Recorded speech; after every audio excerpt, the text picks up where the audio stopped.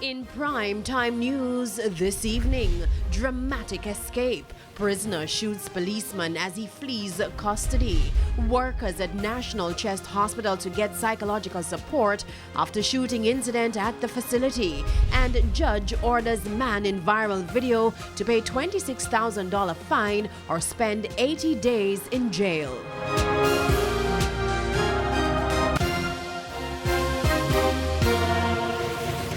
Good evening and welcome to Primetime News. We're on air and online at onespotmedia.com. I'm Janella Precious. Also this evening, the Financial Week, sports commentary, E-Prime and weather. But before the break, the feedback question.